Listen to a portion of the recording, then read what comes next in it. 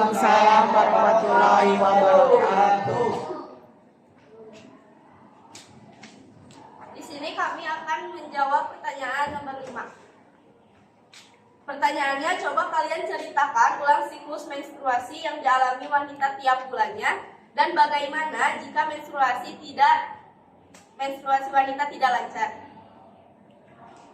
Nah, pada siklus wanita, pada hari pertama sampai hari kelima diperkirakan wanita mengalami menstruasi, jadi peluruhan dinding endometrium. Kemudian pada hari ke-6 sampai 14, pada hari ke-14-nya terjadi ovulasi, yaitu keluarnya ovum. Pembentukan hormon kelamin pada wanita mempengaruhi siklus menstruasi. Yang pertama ada masa praovulasi, ovulasi atau proliferasi, yaitu FSH dan LH mulai dibentuk. FSH meningkat, FSH menstimulasi perkembangan folikel primer menjadi folikel degrad, pembentukan hormon estrogen. Yang kedua adalah masa ovulasi atau masa subur. Hari ke-14 dihitung dari hari ke-1 menstruasi, estrogen meningkat menuju peningkatan LH. LH menstimulasi ovulasi dan pembentukan corpus luteum, pelepasan oosit sekunder menuju ovulum. Oosit sekunder berkembang menjadi ovum. Saat yang tepat terjadinya fertilisasi. Yang ketiga ada masa pasca ovulasi. Progesteron mulai dibentuk, estrogen dalam progesteron meningkat, memicu penurunan FSH dan LH, penebalan endometrium oleh estrogen, dan persiapan kehamilan oleh progesteron. Dan yang keempat ada masa menstruasi. Estrogen dan progesteron turun, memicu pembentukan PSH dan LH. Penurunan endometrium dan ovum tidak dibuahi.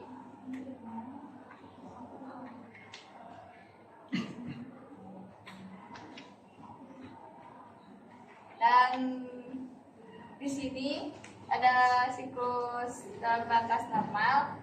Gejalanya yang pertama ada siklus menstruasi 21 hari sampai 35 hari.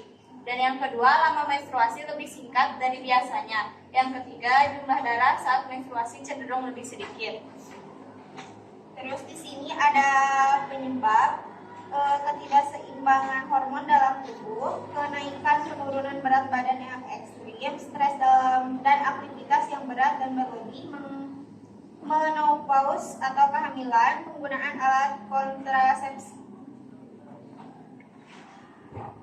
Selanjutnya ada cara mengatasi. Cara mengatasinya yaitu olahraga teratur atau yoga, berat badan ideal, makan makanan yang bergizi, mengganti alat kontrasepsi, menghindari stres dan aktivitas berlebih, dan mengkonsultasi dengan dokter. Dan di sini ada yang batas tidak normal. Gejalanya ada siklus menstruasi kurang lebih 21 hari atau lebih dari 35 hari. Lama menstruasi lebih panjang atau lebih 7 hari, dan jumlah darah saat menstruasi lebih banyak dan deras. Ada nyeri atau kram perut hebat, memiliki riwayat menstruasi tidak teratur selama lebih dari 3 tahun. Lalu di sini ada penyebabnya. Yang pertama, penggunaan alat kontrasepsi. Yang kedua, adanya penyakit tertentu seperti mioma, endometriosis syndrome, ovarium polikistik, tiroid. Nah, cara mengatasi mungkin segera periksa ke fasilitas kesehatan agar kita mengetahui lebih dalamnya kenapa menstruasi kita tidak lancarnya. Sudah? Kelompok mana yang mau ditunjuk? Yang belum?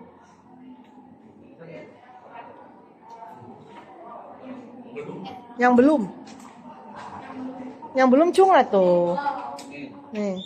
Tapi nggak ditunjuk. Yang mana? Oh, ditunjuk. Asli nih, mantap banget tentang menstruasi ya. Yuk. Mana pakarnya? Ayo. Yang dijelaskan barusan itu tentang siklus menstruasi yang dialami wanita tiap bulan. Dan jika wanita menstruasi tidak lancar.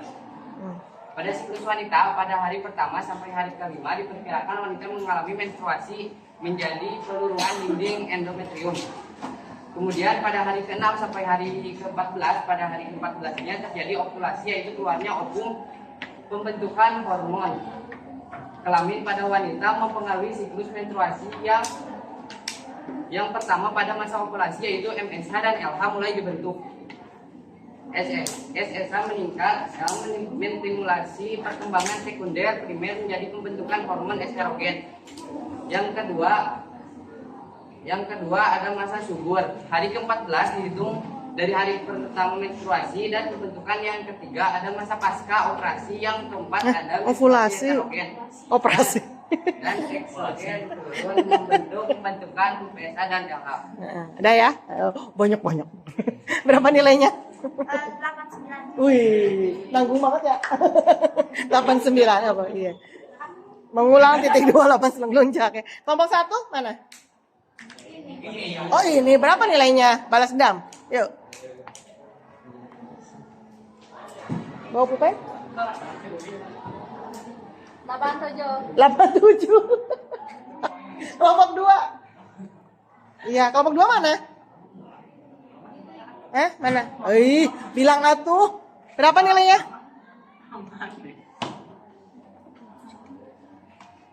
Der.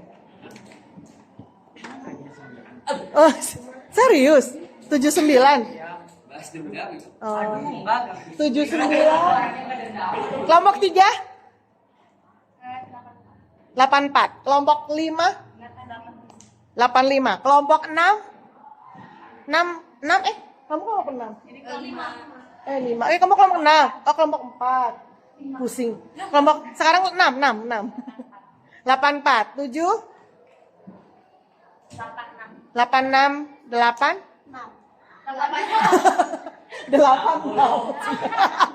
Aku pikir 6 sebenarnya. 86. Oke ya. Yuk ditutup. Sekian dari kami, mohon maaf bila ada kesalahan. Waalaikumsalam. Assalamualaikum warahmatullahi wabarakatuh. Waalaikumsalam warahmatullahi wabarakatuh. Kami dari kelompok 6 akan mempresentasikan hasil jawaban dari soal nomor 6. Proses embriogenesis pada tahap gastrula terjadi lapisan embrionik triploblastik. Kalian sebutkan lapisan dan organ yang akan dibentuk. Embriogenesis adalah proses pembelahan zigot menjadi embrio. Mekanisme embriogenesis dimulai dari zigot yang membelah terus-menerus menjadi morula, kemudian membelah menjadi gastrula, kemudian membelah menjadi gastrula. Pada tahap gastrula terjadi lapisan embrionik triploblastik atau organogenesis yang akan menjadi embrio. Organogenesis atau triploblastik merupakan pembentukan organ-organ dari embrio yang menjadi 3 lapisan. 1. Lapisan ektoderm berkembang menjadi lapisan paling luar, yaitu menjadi lapisan kulit epidermis, sistem saraf, sistem indera, gigi, dan rahang. Lapisan pseudoderm merupakan lapisan tengah yang akan berkembang dan membentuk menjadi dermis kulit, sistem gerak, sistem sirkulasi, sistem ekskresi, dan sistem reproduksi. Dan yang ketiga ada lapisan endoderm. Lapisan endoderm merupakan lapisan inti sel dari embrio yang akan berkembang menjadi sistem pencernaan, sistem pernapasan, kelenjar imus, kelenjar tiroid, dan saluran lain. Sudah? Siapa yang belum ngulang? Tunjuk. Yang belum mana? Tuh? Itu? Mau itu? Ya ini aja. Ya. Yuk. Jadi di sini tuh embriogenesis itu adalah perubahan zigot menjadi embrio. Terus tuh pada tahap gastrulanya terjadi organogenesis yang akan berubah menjadi embrio. Udah? Gitu aja? Ada tahap-tahapannya kali ya? Bukan, ada apa? Bagian-bagiannya?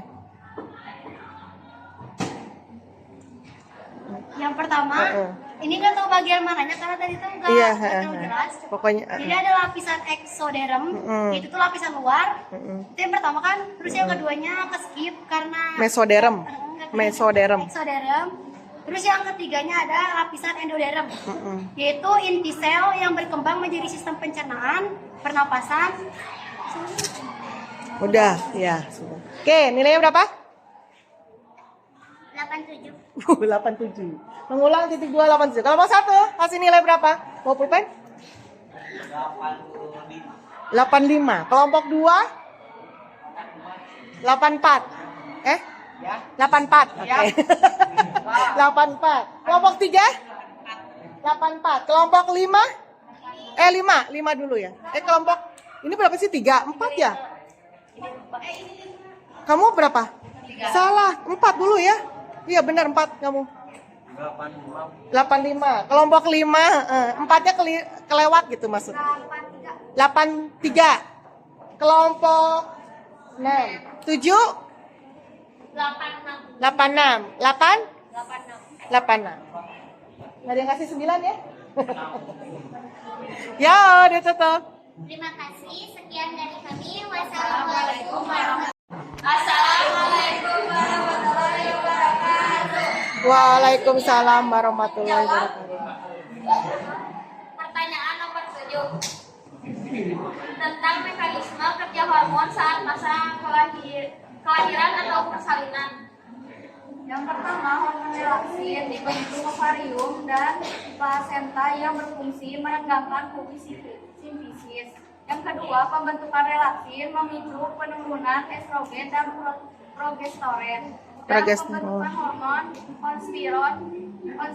kortison baik. Yang ketiga, hormon kortisol memicu pembentukan hormon prostaglandin oleh plasenta yang berfungsi merangsang kontraksi uterus. Yang keempat, kontraksi awal uterus memicu pembentukan oksitosin oleh hipofisis posterior ibu yang meningkatkan kontraksi uterus. Menjelang persalinan, tubuh wanita akan menghasilkan hormon oksitosin untuk merangsang kontraksi rahim. Hormon ini juga meningkatkan produksi prostaglandin sehingga kontraksi semakin intens dan mempengaruhi proses pembukaan. Fungsi dari hormon estrogen dan progesteron sebenarnya saling berkaitan dalam mengatur siklus menstruasi. Tugas utama dari hormon progesteron pada wanita adalah mempersiapkan tubuh untuk melalui masa kehamilan. Saat seorang wanita hamil, kadar hormon progesteron dalam tubuh akan meningkat. Sudah? Siapa yang belum ngulang ya? Tinggal 2 kelompok. Kamu kelompok 7 kan? Ya. Tinggal kelompok berapa?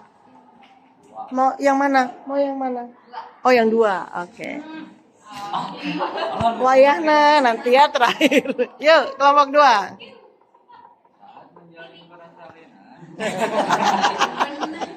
Terus.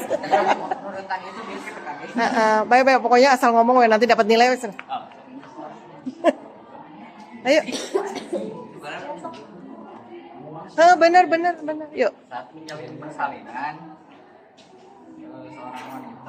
seorang wanita hamil menghasilkan hormon progesteron dan hormon Estrogen. yang berkaitan.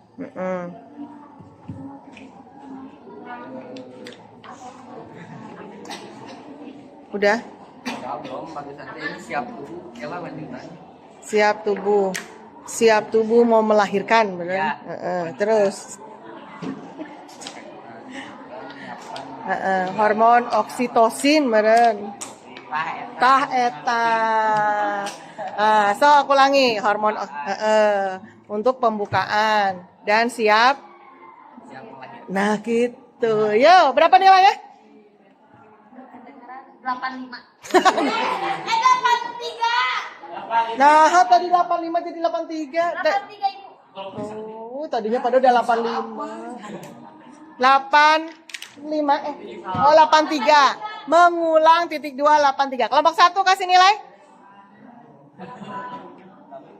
Hah? 80. 80. Kelompok 2.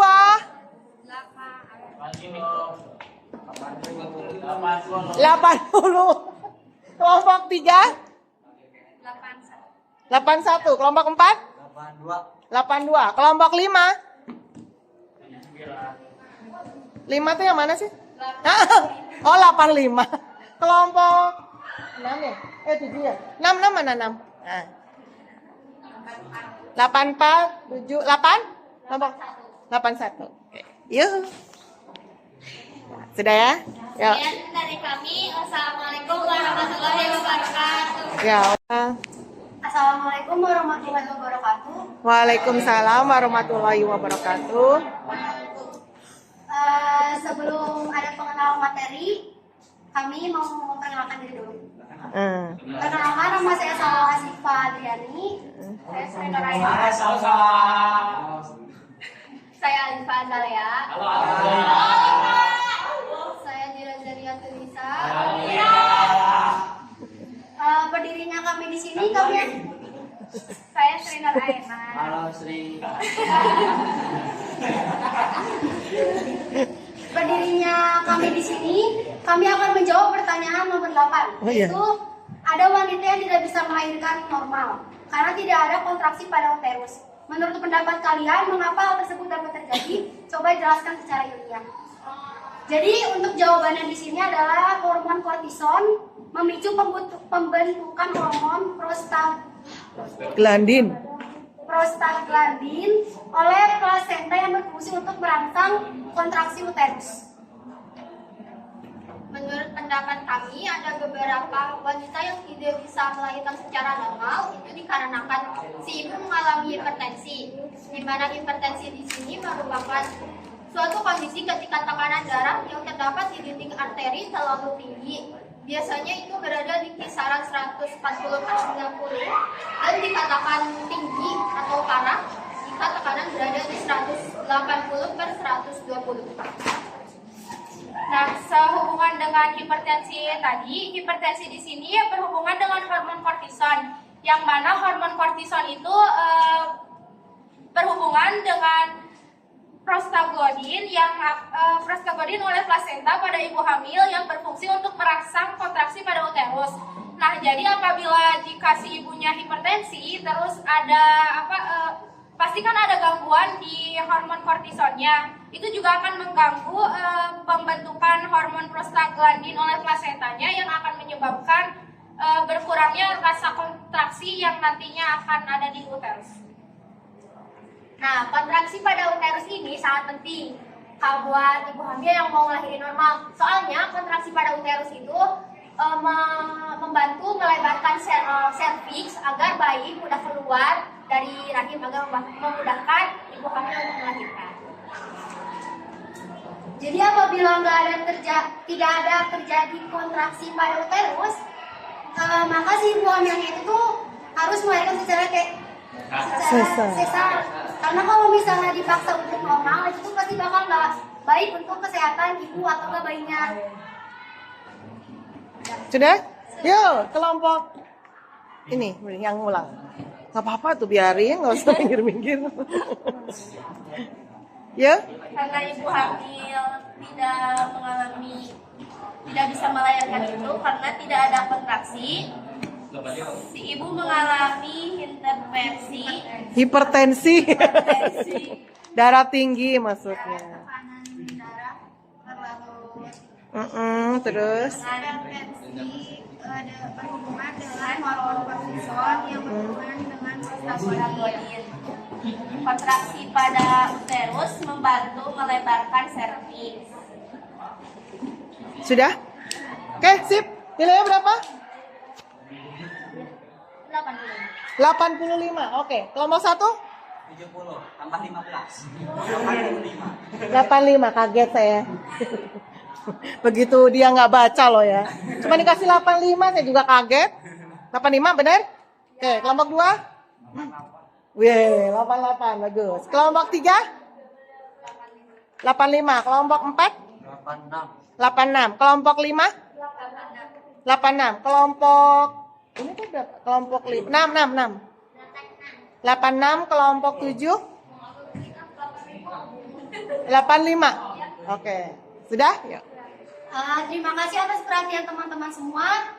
Kami akhiri. Wassalamualaikum warahmatullahi wabarakatuh. Waalaikumsalam.